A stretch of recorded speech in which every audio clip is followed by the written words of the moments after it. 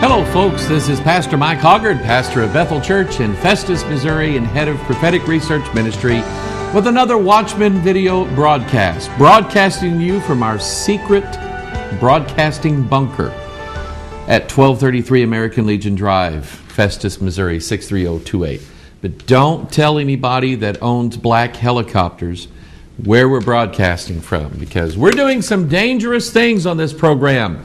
Not only am I sitting here reading pieces of paper, trying to give you the news, trying to let you know a little bit about what's going on, but I'll be reading from the most dangerous piece of paper at all, the King James Bible. We'll be getting into our study on 1 Peter. I almost didn't want to read the news today. I wanted to get right into the study, so I'm going to kind of zip through some of this stuff that's going on right now. Appreciate the comments that everyone gave to us on our last broadcast about cap and trade. Well, there's apparently more to the bill than what we first imagined. And imagine that, a 1,200-page bill that was jammed through the House of Representatives that no one was able to read before they were told to vote on it. Now we're finding out all kinds of things about cap and trade bill. This is not a bill, and I said this last week, this is not a bill that's going to save our dear Mother Earth. This is a bill that's intended to tax everybody and for another way for the government to seize control. I have several things on my desk that I've looking at and been looking at for the past few weeks, and more than likely I may do a broadcast on those or a video special or something like that of just the idiocy and the danger of the times that we're living in right now. And this, let me just get to this verse here to let you know where we're headed when we're studying 1 Peter. 1 Peter chapter 4, verse 7 says, "But the end of all things is at hand." Now, I cannot tell you, nor will I ever tell you on this broadcast to your face, in your church or wherever, in my church, that I think that within the next year, Jesus is going to come back and do some major tail kicking. I can't say that. But even in a literal sense, I can see that the end of all things, as far as the America that you and I used to know, or the world that you and I used to know, I think things are going to change, and I think they're going to change very quickly right now. It just seems like we're on this like express train headed into a new world order. Anyway, let's get into the news. Under cap and trade, you must retrofit your home or you can't sell. The 1,400-page cap and trade legislation pushed through by House Democrats and some Republicans, I'll throw in there, contains a new federal policy that residential, commercial, and government buildings be retrofitted to increase energy efficiency, leaving it up to the states to figure out exactly how to do that. This means that homeowners, for example, could be required to retrofit their homes to meet federal green guidelines in order to sell their homes if the cap and trade bill becomes law. This bill, which now goes to the Senate, directs the administrator of the Environmental Protection Agency to develop and implement a national policy for residential commercial buildings. The purpose of such a strategy, known as the Retrofit for Energy and Environmental Performance, or REAP, that is an interesting, what is it called, acronym? REAP. Because basically you reap what you sow, America. You've sowed to the flesh too long. You've sowed to the special interest. You've sowed to everybody voting for the dollar bill. And now we are reaping what we're sowing in this country. I just clued into that. I think it's interesting. This thing would be to facilitate the retrofitting of existing buildings nationwide. Now, unless you don't know what retrofitting is, I've done a little bit of retrofitting in my life. Not just spiritually, although that would be a good illustration. But retrofitting, I remember years ago I used to be in the insulation business. I used to work for a guy and we did insulation. We went into an old house that had no insulation in it whatsoever. And all the walls, I mean, this house had been lived in for probably 60, 75 years, something like that. And they wanted to put insulation inside the wall cavities. Well, there's a way you do that. We drilled holes on the outside and we blew this cellulose insulation in there and tried to fill all the stud cavities that were inside the house. That's what's called a retrofit. It is something designed that if a house or a building has already been built, but needs to be brought up to these new quote-unquote standards, then they're going to go in, and you're going to have to do this if you plan on ever selling your house. In other words, your house the way it is right now, if it goes on the market, they will not accept it. This is all part of the cap and trade. But aren't you just happy about that? Aren't you just happy to know? And probably more than likely, the house that you live in right now will not qualify under these new standards. So fasten your seatbelts, folks. Here we go. Hate bill will ride on defense bill. I mentioned that in a previous broadcast. I told you that, let me get out my illustrations here again. I told you that if they figured out that they couldn't pass the hate crimes bill just as a bill in itself, then what they're going to do is they're going to take it and they're going to stick it somewhere where something else is going to be voted on, and they're going to put it right in there. Most people won't know it's there, although most congressmen will know that it's there, but they'll try to claim ignorance and say, well, I didn't know it was there. If you didn't know it was there, why did you vote on it? But they'll probably find some bill, and this person suggests, according to the Washington Blade, a homosexual human rights campaign, and a senior Senate Democratic aide confirmed that Senate Majority Leader Harry Reid intended to pass hate crimes legislation as an amendment to the fiscal year 2010 Defense Authorization Bill. We understand the House has concerns, but we have yet to find another vehicle that will work. Let's see here. House members such as Representative Barney Frank are concerned. I just like making fun of Barney Frank. I don't know. Are concerned because President Obama has promised to veto the arms bill since it will spend too much money on F-22 fighter jets. Frank recommends, according to the Blade, that the jet... You know that Barney Frank's homosexual, don't you? Okay, I didn't know if you knew that or not. That's why he doesn't mind being quoted by the Blade. All right? Anyway, according to the Blade, that the jet funding be reduced so that he and his fellow homosexuals may have an arms/hate bill package not offensive to the president. That's just funny. An arms bill, let's see, an arms bill is designed to inflict damage, torture, and pain upon your enemy. That's what an arms bill is all about. And yet the hate crimes bill is designed to be benevolent to everybody and not harm or speak evil of anybody or anything that they're doing wrong. And like it or not, they're going to find some way of sticking this somewhere in a bill somewhere just in order to get it passed. Congress has more than one trick up their sleeve, my friend. They'll do whatever it takes. I had a thought just before I started recording this, and maybe I could do some research on it. Maybe somebody else could help me do some research on this about some of the early bills that were passed by Congress. And I'm talking about back in the year 1795 or 1804, or in the early years of our Congress.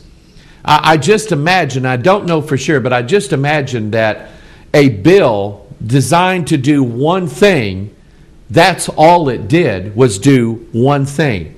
I don't know when things changed in this country, when a bill that had a title of, "We're going to fix America," or something like that, had all these other things jammed in. But these are called earmarks now, or amendments, or anything else. And all these senators and all these congressmen have tons of special interest groups that lobby them constantly and say, you take care of us, we'll take care of you, we'll fund your next campaign, we'll do this, we'll do all kinds of...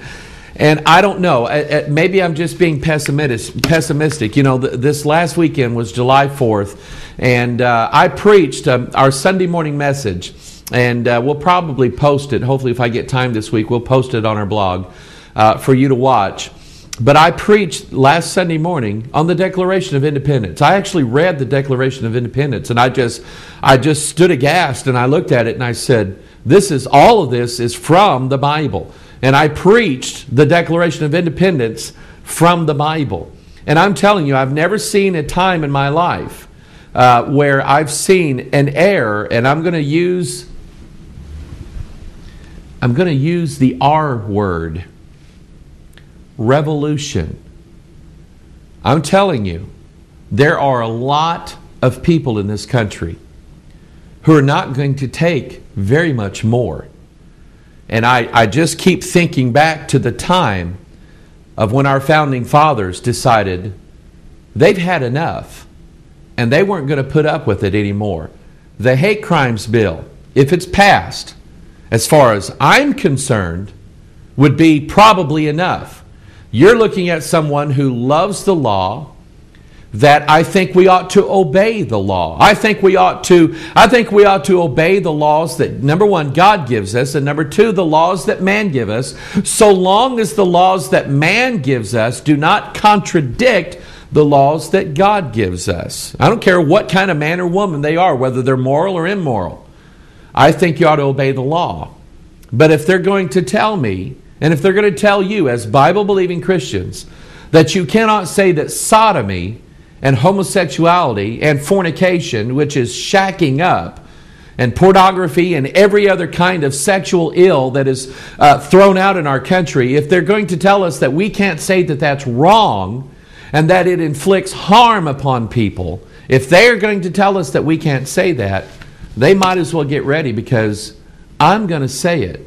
And I hope that you stand with me. I hope that when they arrest me for saying these things, that you at least show up and try to give me a cake with like a file in it or something like that. I don't know. Maybe I'm just dreaming too much. I don't look forward to these days. I really don't. But we were made for such a time as this.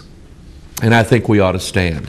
The last Tea Party, I got a call. We have a man in our church named Wayne. Wayne is one of my friends. I love Wayne.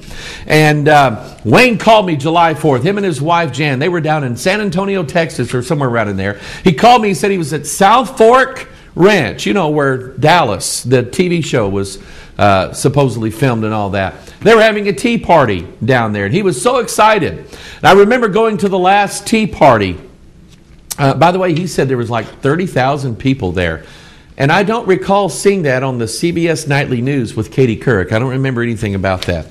But anyway, the last tea party, you remember we did a tea party special here on this broadcast.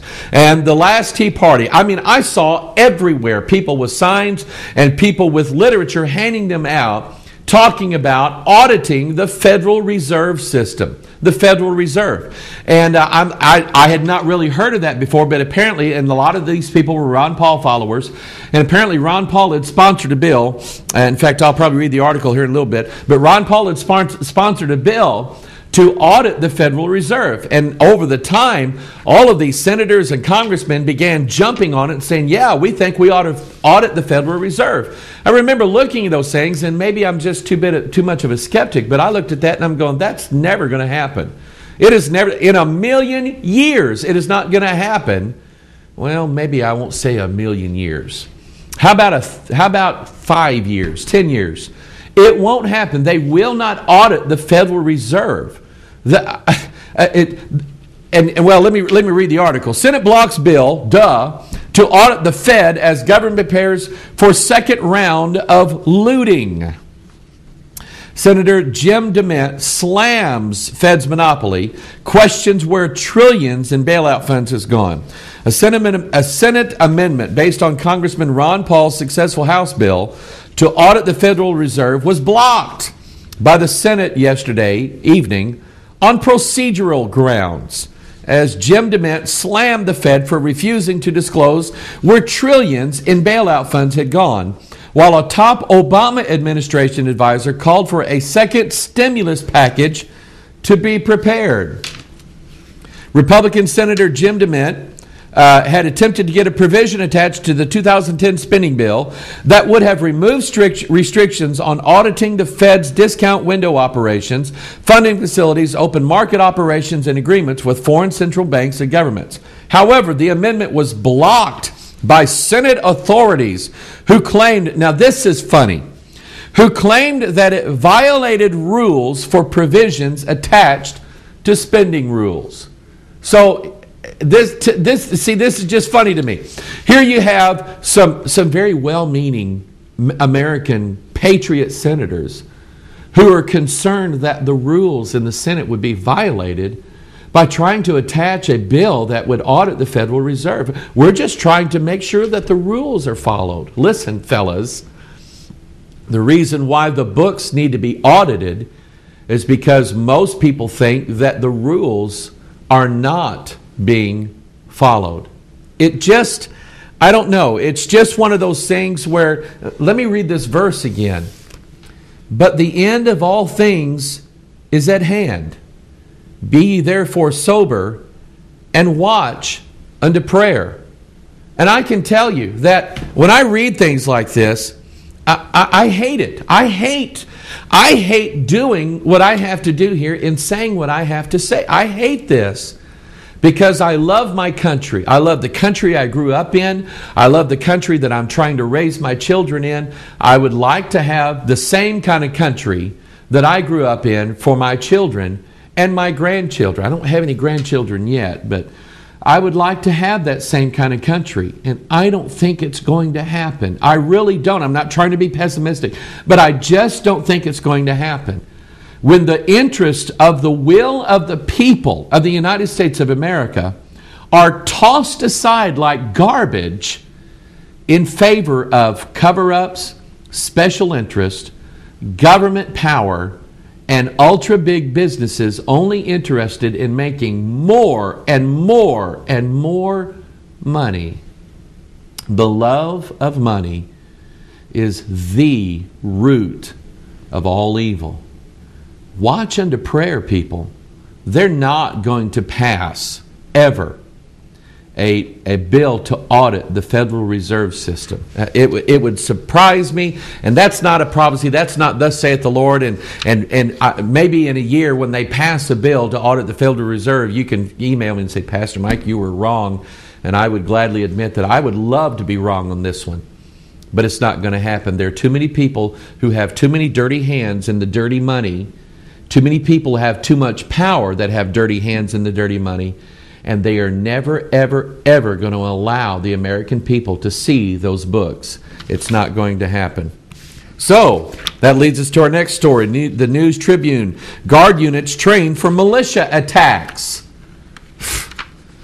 Camp Crowder, Missouri. Well, here we go, picking on Missouri again. I mean, I think Missouri people are nice. I mean, I'm nice.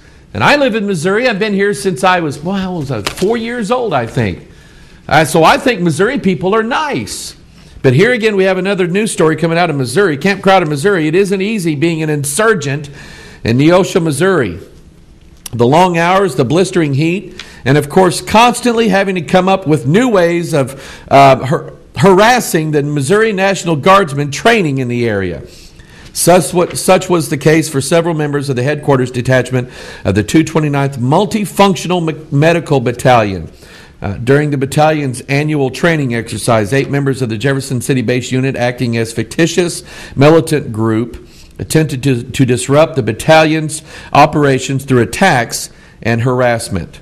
The battalion's other 2 units, the Kansas City-based 205th Area Support Medical Company and the Springfield-based 206th Area Support Medical Company, fended off the attacks while performing their medical duties. Now, this is like military what is that called? War games, where they're planning. Now, I want you to get this. Their side is planning an attack from, let's say our side. Although I'm not planning an attack on anybody. I'm not marshaling troops. We're not having secret meetings in our secret bunker here at 1233 American Legion Drive, Festus, Missouri. We're not sitting down in the basement with the Patriot movement of the Missouri militia planning how we're going to blow up buildings in St. Louis or Kansas City or Jefferson City, which is the capital of Missouri. We're not planning these things. But apparently, they think that there are a lot of people that are doing this. And you know what? They may be right. Just because that some people say that they're on the right wing doesn't mean they're right. And just because some people say they're patriots doesn't really mean that they're patriots. You know what really unnerves me is that, yes, I think America needs a change. I think it needs a drastic change from the way things are. The problem is, who's going to lead that change? And what's it going to be like on the other side? And I don't think people have put a lot of thought into that. What is it going to be like on the other side of a drastic change that takes place inside of this country? But let me get back to my focus here. Let me focus. Let me see down the tunnel here and look at what's going on here. They're planning, and we've talked about the Missouri State Patrol report that labels right-wing people and anti-abortion groups as terrorists, and we see the Pentagon doing the same thing. The Department of Homeland Security doing the same thing. And then we have, even before that, we had whole divisions of the Army that were coming inside the United States, preparing themselves and training inside the borders of this country for what we think is going to be martial law. And now we have the Missouri Militia, which is the Missouri National Guard. They're training for alleged militia, my sister's name is Melissa, militia attacks that they think are going to take place inside the state of Missouri. And you know what? They may be right. There's enough stuff going on in this country right now, and people are mad. And there's not much more that people are going to take. And we're not even into the first year of President Barack Obama's presidency, and yet they're already training for this. My question is, how come we're not? And I'm not saying how come we're not out in the woods having exercises on how to shoot people, but how come we're not spiritually planning and preparing ourselves for days that lie ahead of us? You know, it's easy. Right now, it's easy to live our life. And all these problems that we think we have are pseudo problems. They're not real problems. They're pseudo problems. They're problems that we have when we don't have any other problems. When you're fleeing for your life because you're under heavy persecution because you are born again, that is a real problem. When your family has no food to eat whatsoever, that's a real problem.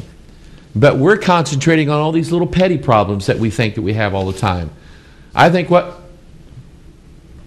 we ought to think about that the end of all things is at hand. Be therefore sober and watch unto prayer.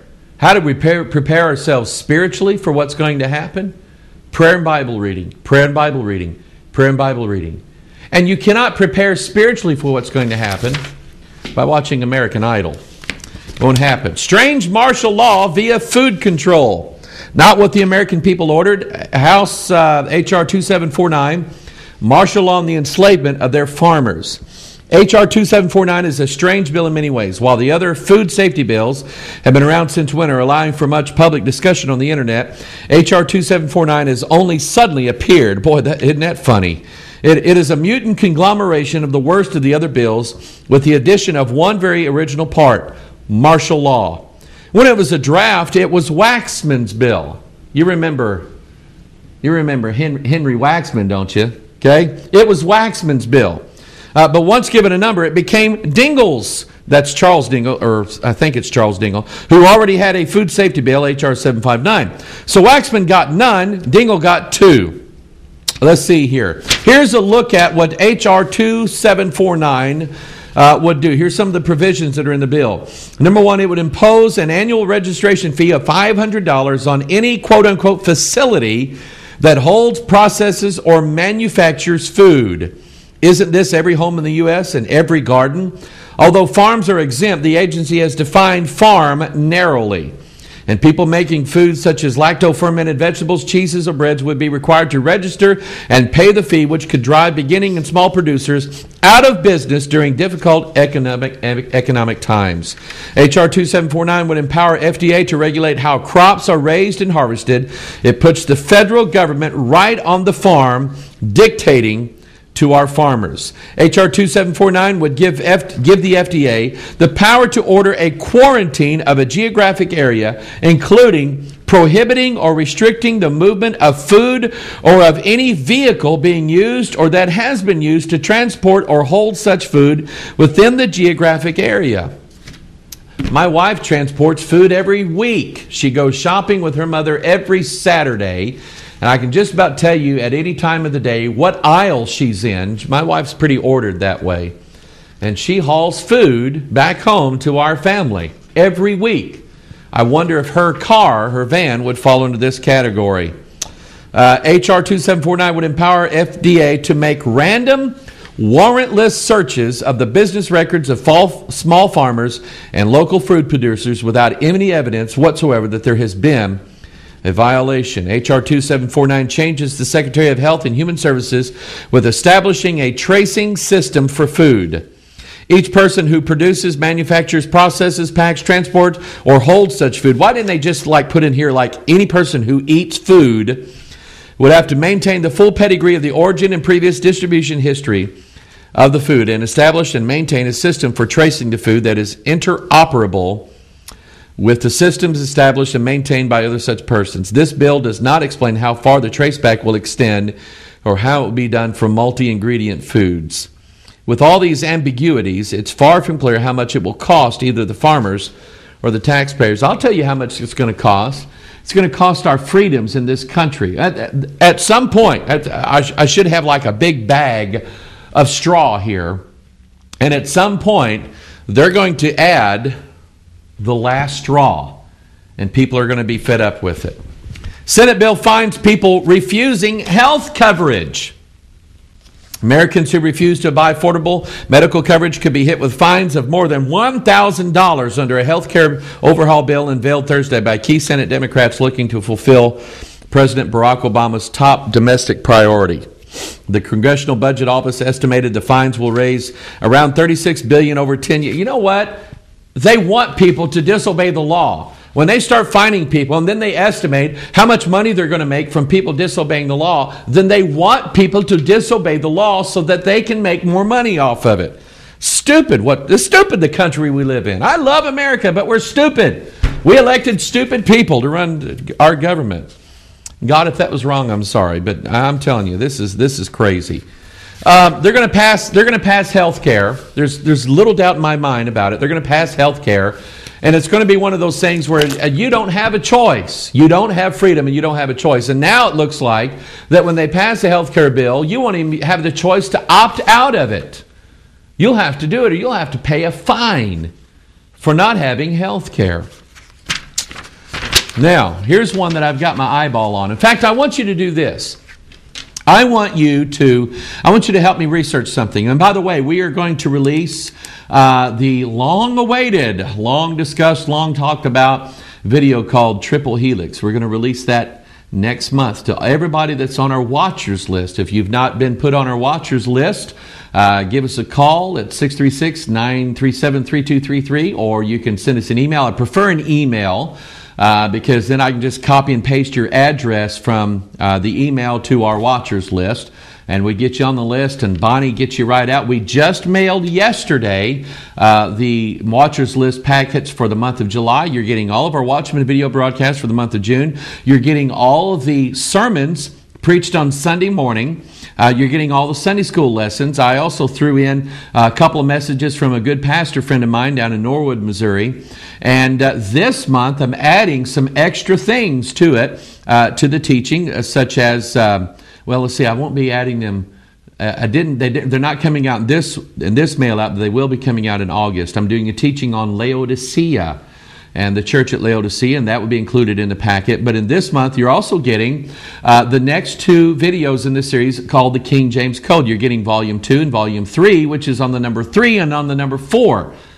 I hope that's not too confusing for you. But anyway, just watch the video and you'll figure it out. So those two videos are coming to you. But if you're not on our watchers list, please get on our watchers list. And all that we ask is that you help us out with some kind of donation. As you can guess, our watchers list is growing, and so is our demands for getting out DVDs. We're ordering a lot more DVDs than I ever thought we would be, and trying to get the postage out. Our postage has increased. And so if you can help us out just a little bit, we really, really would appreciate it. Appreciate all those that give so far. But anyway, that video is coming out in next month's, the month of August, Watchers Packet. So be watching for it. But I'd like for people to help me research something, and something that I've already started putting together. There is a lot of special interest, power brokers, and a lot of money that's pushing this universal health care coverage in the United States of America. My question is, why? Why is it so important to those that are in power that they pass universal health care? I don't believe for 1 second that the top leaders in both houses of Congress and President Barack Obama really care that much about sick and hurting people. I don't think that. I don't think they care that much at all. I think there's an agenda behind it, and I want you to help me find. Now, I'll tell you what my guess is, and you'll figure. In fact, let me read this to you, and then see if you can guess what my guess is. All right? Flu vaccine will be DNA based. Get ready for your flu shot, everyone. When Obama's new health care package gains traction, you can bet one of the primary features will be compulsory vaccinations of all participants. This is especially concerning given the news that Health and Human Services Secretary Kathleen Sebelius has just offered $35 million to a privately owned company called Protein Sciences to refine its DNA-based vaccine against swine flu. Now, can you guess what I'm guessing? I think that the healthcare thing has a lot to do with, and we've got videos on DNA, we've got videos on the secret concerning DNA and the secret of the New Age movement and everything, and I think it has a direct connection with the mark of the beast. And I haven't put all the pieces together yet, but I've got the edges worked out. I think I've got the edges of the puzzle worked out. Now I'm going to try to concentrate on the center. See if you can help me out with research. A lot of you have helped me in tremendous ways, and I appreciate it so much. But it just concerns me what it is that's going on in our world right now. Anyway, just help me research that. I'm going to move on. Rick Warren envisions coalition of faith. I told you a couple weeks ago that Rick Warren was going to speak. He was going to preach for the Muslims. He's now the greatest imam, the most popular Muslim imam that lives in the United States of America. The Reverend Rick Warren is preaching to the Muslims. Reverend Rick Warren, one of America's best-known evangelical Protestant and Muslim pastors, pleaded with about 8,000 Muslim listeners on Saturday night to work together to solve the world's greatest problems by cooperating in a series of interfaith projects. Hold on right here. The world's greatest problem, Reverend Warren, is sin, and the Muslims don't have a solution to the sin problem. The only solution to the sin problem, Reverend Warren, is something that you should have learned back in your Bible college days, something that, I would assume that you have at one time in your life read a King James Bible, and you should know that the only solution to the sin problem, the world's greatest problem, is the cross of Jesus Christ. And yet you have the audacity to go stand in front of 8,000 lost people who are going to die and go to hell. And they're going to do so because there was a man who had a chance to tell them the truth. And he refused. He refused to tell them the truth that the cross of Jesus Christ is what makes a difference. Mr. Warren said Muslims and Christians can work together for the common good without compromising my convictions or your convictions. He said during an evening session of the annual convention of the Islamic Society of North America, ISNA, at the Washington Convention Center. I am not interested in interfaith dialogue, but interfaith projects, said the pastor of the 24,000-member Saddleback Church in Lake Forest, California, who is widely known for his bestseller, The Purpose-Driven Life. Talk is cheap, but love is something we do together, he added. As the two largest faiths on this planet, more than 1 billion Muslims and 2 billion Christians, I don't think so, Mr. Warren. As Muslims and Christians, we must believe in this. As more than half the world, we must do something to model what it is to live in peace and to live in harmony. And I want to go back to this statement that he said Muslims and Christians can work together for common good without compromising my convictions.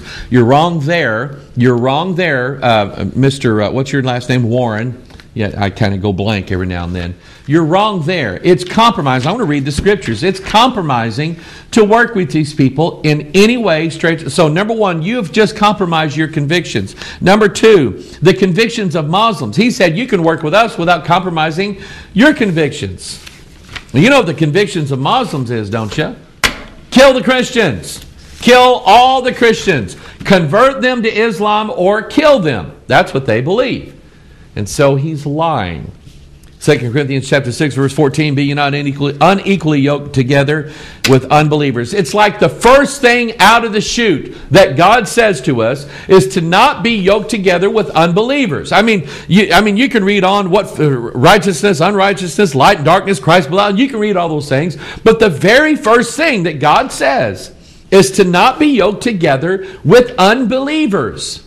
Muslims are unbelievers. They do not believe that Jesus was the Son of God. They do not believe in His substitutionary atonement for man's sins. And they definitely do not believe that we are saved and will inherit eternal life by grace and not through works. Titus chapter 1 verse 15, unto the pure all things are pure, but unto them that are defiled and unbelieving is nothing pure. But even their mind and conscience is defiled. They profess that they know God, but in works they deny Him, being abominable and disobedient, and unto every good work reprobate. Mr. Warren wants to do good works with people who, according to the Scriptures, are incapable of doing good works. Bethel Church. That's us. Bethel Church. No, this is a different Bethel Church. This is a pastor and a pastorette, Bill and Benny Johnson. By the way, my wife, she's not like co-pastor here. We don't do that here at this Bethel Church. We don't do that. And there's something else that we don't do here at this Bethel Church. Here's a video clip of their worship service. Take a look.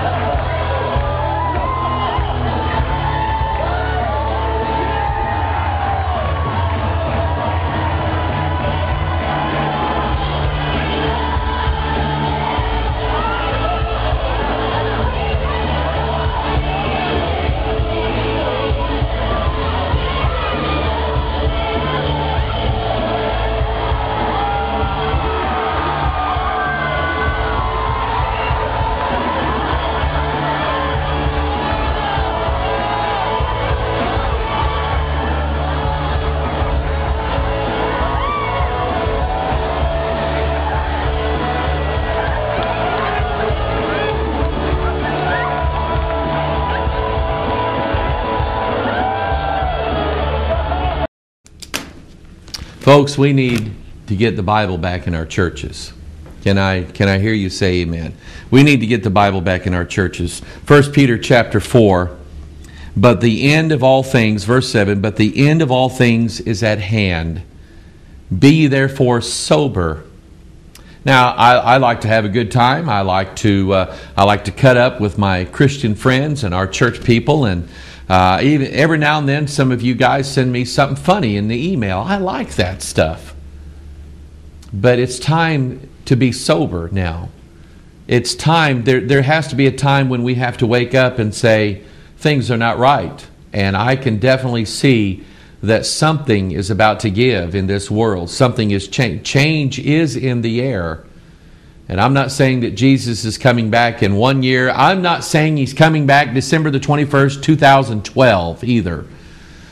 I'm not saying that. I am saying that we can see clearly from the Bible and from what's going on around us, we can see that something's coming. The watchman is watching, and I'm looking and I'm seeing the sword coming. And I'm alarmed at that, and it's time to be sober. Not to have a mosh pit in our church and do crowd surfing, which, by the way, that is turning the grace of God into lasciviousness. Anytime you have your hands like that all over a male or a female person's body, that's not holy. And that's not a Holy Spirit that's guiding it. That's wicked. It's turning the grace of God into lasciviousness. This is why we have to be sober. This is why this program has to be serious. I mean, we're dealing with deadly serious things here. And anybody that knows me personally knows that I like to laugh and cut up and have a good time. And I'm always one of these that, and I don't, that if somebody's feeling down or something like that, I always try to cheer them up with some wisecrack or some joke or something like that, make them laugh a little bit. But it's time to be sober. It's time to be sober, and it's time to watch unto prayer. See, this is what this program is about. It's about watching. But it's not seeing with our physical eyes what's going on. It's asking God to open our spiritual eyes to see what's going on. That's what watching unto prayer is all about. And above all things, have fervent charity among yourselves, for charity shall cover the multitude of sins. I like that word charity. I don't like the new translations for anything, and I especially don't like what they did to the word charity. The word charity is the most pure kind of love that there is, because the Bible defines the word love, in case you don't know what that is. The Bible defines the word love. Listen to this. For God so loved the world that He gave His only begotten Son. Husbands, love your wives as Christ loved the church and gave Himself for it. You see, loving, pure love, charity love is giving. That's what love is. Pure love is not taking. Pure love is giving. That's how the Bible defines it. And that's why I like this word charity here. Above all things, have fervent charity among yourselves, for charity shall cover the multitude of sins. You know what I think? I think that if you see God's people having a need, you need to help take care of that need. That's what that's all about. It's about God's people having a need, and you help them with that need. I appreciate those who will send me an email and they'll tell me some things that are going on in their life, and they don't want me to fix their problems. They just ask me, Pastor Mike, would you pray about this? And I'm always try my best that as soon as I read someone's email like that, I stop what I'm doing right then and I pray for them. Somebody emailed me today about a situation, and I prayed about that situation. And I know I have a lot of things to pray for, but I prayed today for that situation. And I can't fix it by sending money, and I can't fix it by any other means, but I can pray. And that's what we do, because this person that emailed me, I don't know them. If they walked up on the street and said, "Hi, Pastor Mike," I'd go, "Who are you?" I wouldn't know who they are. But God put a little bit of, and watch this, the word charity is related to the word care.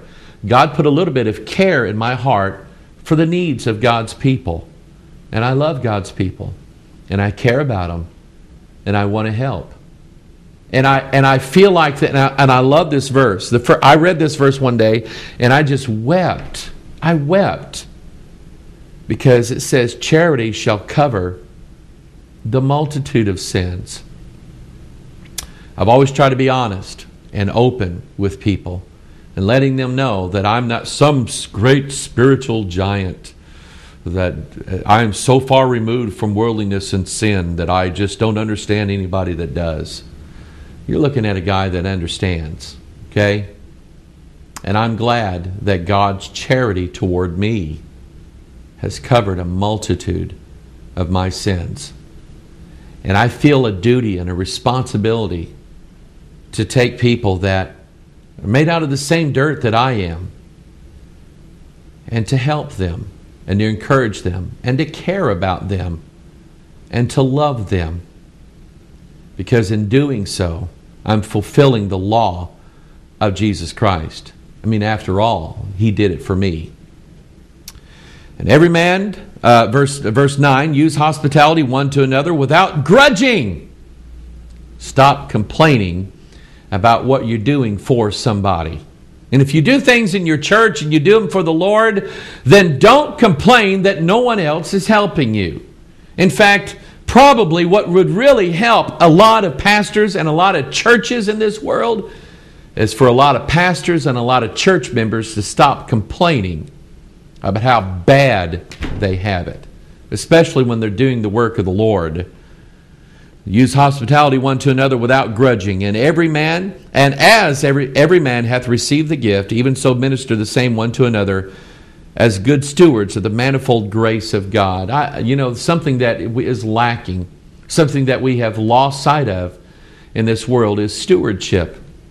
We are servants of the Most High God, and God has placed in our hands a responsibility, a stewardship. And it is required in stewards, you and I who are the stewards, that we're to be found faithful and obedient to God. If God has given you a gift, then start searching out for a use of that gift. Don't do it on your own, because then you're going against God's will. But start pleading with God. God, you've given me this. Now what do you want me to do with it? I remember struggling for years with the knowledge that God was pouring into me through the pages of the Bible.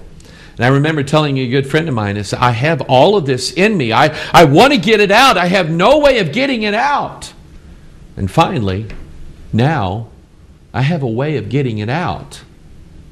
God has given me a stewardship, and it's my responsibility to say things that some others apparently are not wanting to say. But if God has given you one of those, then seek out, by the grace of God, how you can perform the gifts that He has given you. If any man speak, let him speak as of the oracles of God. You know what he's saying, don't you? Here's the oracles of God right here. That means that when you speak, use King James English. Make sure that when you speak and when you are talking to someone about the gospel, you're trying to convert someone don't give them philosophy, don't give them vain deceits, don't give them words of wisdom. You give them the Word of God. And that way, if they reject the Bible, then they've rejected it all. Don't try to rely upon your own wisdom. If any man speak, let him speak as the oracles of God.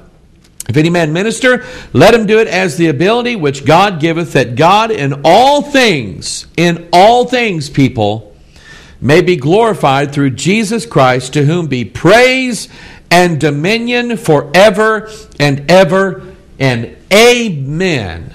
Now, I'm going to stop right here, and I'm going to make a little mark here, and I'm going to pick this back up in verse 12, because verse 12 to me was the key to the entire book of 1 Peter. And I know we've been doing this, and I haven't done it every week, and it's taken us a while. Usually, if you get to know me, if you hear some of our stuff, our Sunday school lessons and that, it takes me a while to get through something, especially when I start a book and start working through it. It takes a while. I mean, we're here to learn. Let's dig deep, and let's learn some things from the Word of God. Let's not just make it shallow, but let's dig deep. And it's taken me a while to get to verse 12 of chapter 4, but now we're here, and I want to be sure that I have time to devote to it. So be watching, and we'll see what happens. I'm not sitting right here planning the show for next week, but I will tell you that I'm going to try to get to this, and I'm going to give it its due attention. And you read ahead, and you read this chapter, and ask the Lord what He's telling you on this. And we'll see if we can get our hearts and our spirits together next week. All right? Hey, look forward to seeing you. We're having our Bethel homecoming August 1st and 2nd. So far, I don't have anybody coming.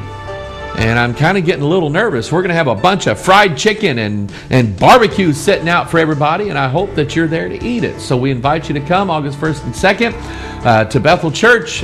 We have made some announcements on our blog. But get in contact with our ministry. Let us know whether or not you're able to attend, and we appreciate it if you make the effort to come out and meet us. And we got some special things planned for you, so I hope we get to see you. God bless you. I love you. This is Pastor Mike. We'll see you next week. Bye-bye.